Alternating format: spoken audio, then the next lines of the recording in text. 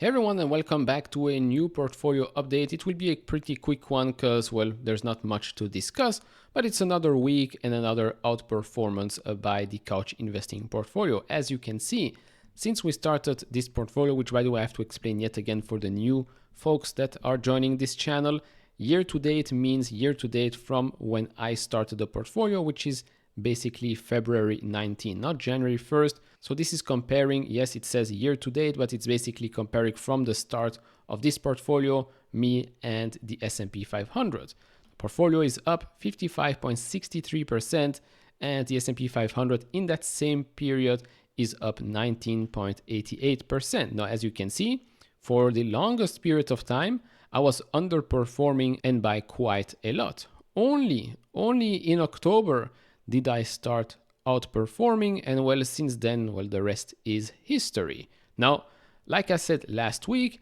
I was intending to sell some of these stocks, well, taking profits because the positions are still existing, but I wanted to increase my cash pile because one, my portfolio has done quite well this year.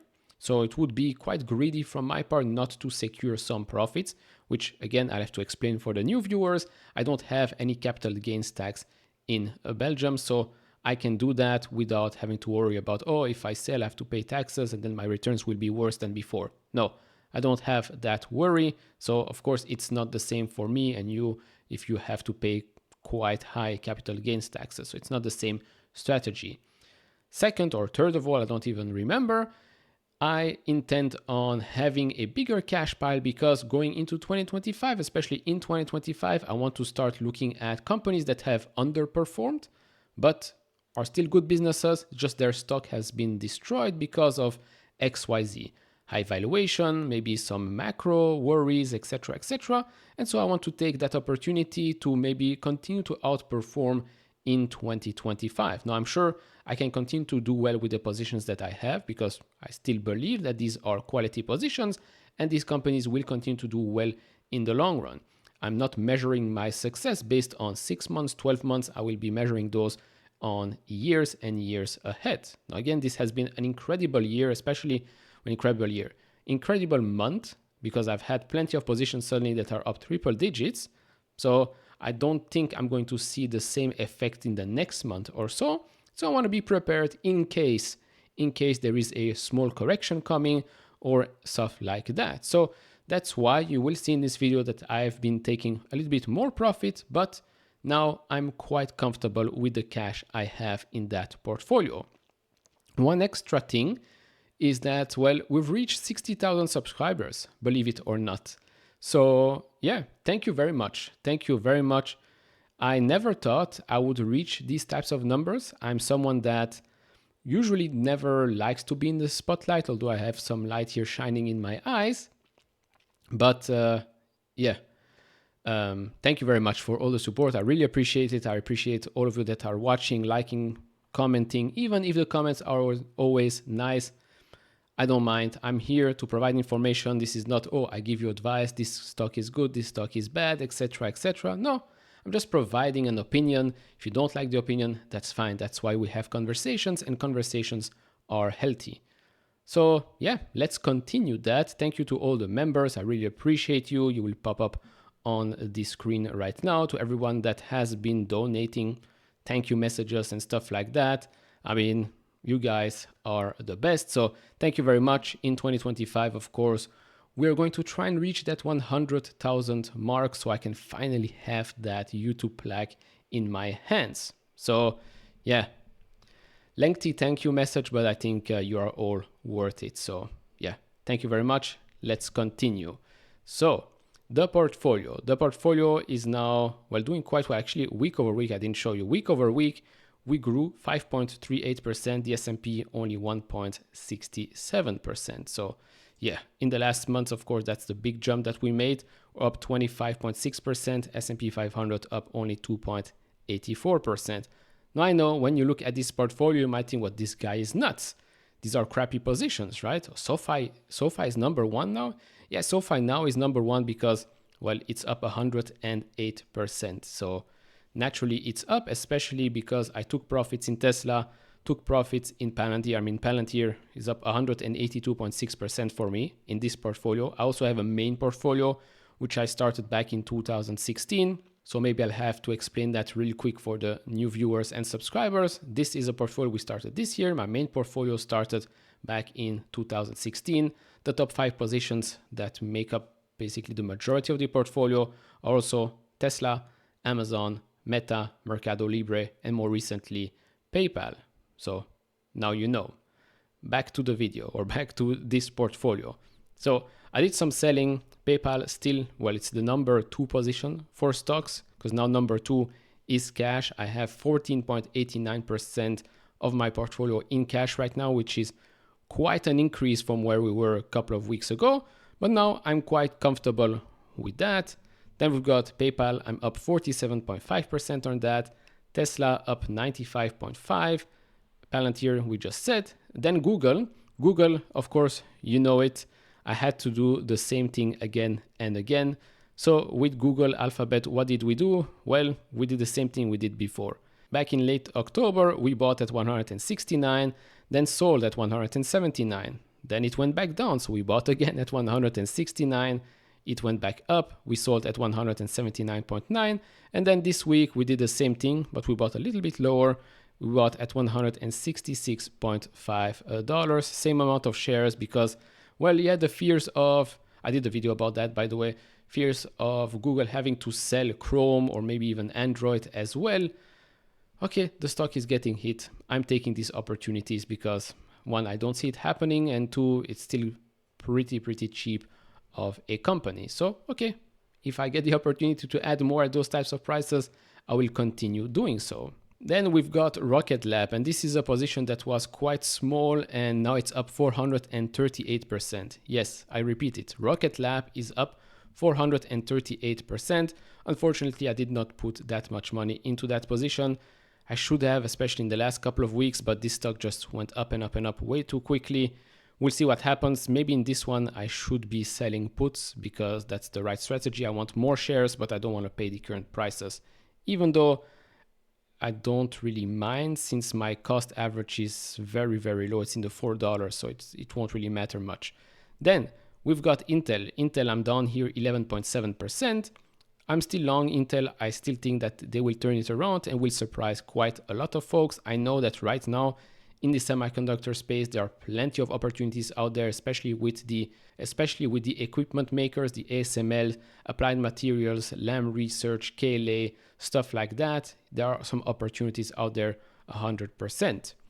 Then D-Local. Finally, the market is making some moves on D-Local. I'm now back in the green, up 7.6%. This is going to be a long-term winner for me. I can feel it. I've covered this company on the channel quite a couple of times.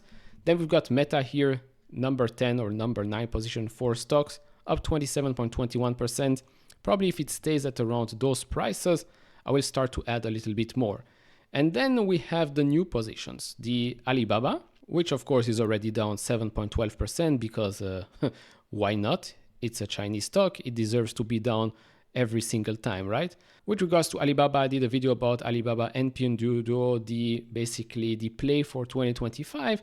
I think Chinese stocks will do well, yes, despite Donald Trump coming into office, unless of course there a regional war. Then of course I'll just have to sell it and probably all the rest will be down as well. So it's not like there will be a difference. But I added Alibaba, small position in the portfolio. I will accumulate more over time. We've got Celsius here. With Celsius, I said last week, I'm not going to buy until I see some positive momentum with regards to the stock. We've seen that in the last couple of days, but not enough for me to start adding more because I'm already down 33% on that position. And then a new position here is Pinduoduo, also very small. I will start to accumulate when I see the stock basically stabilizing. If it goes back under $100, maybe I'll add a little bit more. Their reported earnings was not as good as expected, but this company is growing extremely quickly, becoming more and more powerful as well. So we'll see, but I intend to grow that position as well. It's one of those contrarian plays for 2025. I'm not marrying these Chinese stocks. I'm just dating them for a while and then I tend to dump them when I've made enough money. I know some folks don't like to give these types of companies money because it's CCP, China, etc., etc. I can understand, just like some folks don't buy tobacco companies, alcohol companies, XYZ. Okay, I can agree. But me, I'm using this, making money and move on. Well, hopefully, because currently both of those positions are red. Then we've got Upsellera, also a tiny position here. I'm down 43.2%, and Owlet up 5.41%. These are basically long moonshots. If it works out, great, I'll be up more than triple digits. If not, then it's a small hit that you won't even notice here in the total returns. Now, more recently, I did add a couple of companies on the watch list. These are companies that I still intend to cover on the channel in the next couple of days. Of course, we have IonQ. I will cover them and a couple of others as well. Redwire, I promised you a video about that already 2 weeks ago, so apologies on that. And then Ondas Holdings, talking about drones. That's also one of those companies where if it works out, then you've got here one hell of a return. And if not, then not. Shouldn't really hurt your portfolio that much. I want to look into those smaller types of positions a little bit more with the cash that we made throughout the year. I'm not saying we have to waste the profits that we've been making, but it allows me to maybe put $1,000 here, $1,000 there, and see what works out. Of course, $1,000 is still a lot of money, but if it works out and it becomes a 10x in, 12 months, 2 years, because with these types of companies that are under the radar that could suddenly grow quite quickly, yes, these things can move quite fast. Now, I'm not saying it's sustainable, but that's why I'm calling them moonshots/bets. Because if it works out, great. If not, then not. But I'll cover these companies in other videos so you get a better sense of what I mean. Then for the rest, I removed a couple here from the watch list. It's not that important. So yeah, I took again some profits from Tesla, from Palantir, and we sold, I forgot to say that, we sold Snowflake after the earnings report for a close to 40% gain on that position. Now, Snowflake continued to go up during the day and the day after that, I think as well, but to be honest, I don't care. Yeah, great performance, good quarter. We did a video about that as well. I don't care. I just wanted to increase my cash position more and more, and Snowflake wasn't that big of a company in the portfolio anyway, so I'm taking that close to 40% gain, putting it to the cash pile, and now I wait. Now I'm comfortable, now I have time to study companies and not worry about, if there is a correction, I don't have enough cash. No, if there is a correction, I'm ready. This is the lesson that I learned back in 2021, because back then I was maybe a bit too stupid, even though I've been in the market since 2016. In 2020, 2021, my portfolio, of course, money-wise was much bigger than when I started. And so 2021, when we reached the peak, I was like super happy to see everything in green, my portfolio at all-time highs, etc., etc. And then, of course, we know what happened in the next 12 months. A lot of these stocks, if not most of these stocks, went down quite a lot. And guess what? Yes, I had money to put in, but not as much as I would have wanted. So I told myself this time it's not going to happen again. I will not be greedy, I will take profits, and I will make sure that my cash pile is healthy in case something bad happens.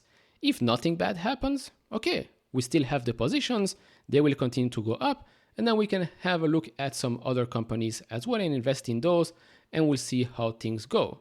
Because when you screw up the way I did back in 2021, you're basically ruining close to 2 years of investments. Because the way up happened quite quickly, right, in 2023. But it could have been much quicker of a recovery for the portfolio and for some of the positions if I had enough cash to add to those positions, right? To dollar cost average, to put more money when I was down. So on the way up, I could basically double much quicker and go out of the red into the green and then some. So that's why I learned. That's why I'm telling you this story right now. Hopefully it can help you out. Yes, you make mistakes throughout your investing journey. But the most important part is that if you make mistakes and it's costing you money, then you can just say you paid for a lesson. That's it. This is the most important part. You learn, you invest, you make mistakes, you pay for that lesson, and then you try not to make that same mistake again, because if you can avoid that same mistake, then you know that the next time you'll make way more money than before. So voila, portfolio reaches all-time highs. Yet again, we continue the journey. It's been quite a journey so far. Hopefully you enjoy this type of videos. I do, so I guess there is that. Anyways, if you enjoy this type of videos, leave it a thumbs up, subscribe if you have not, and I'll see you all in the next one. Bye bye.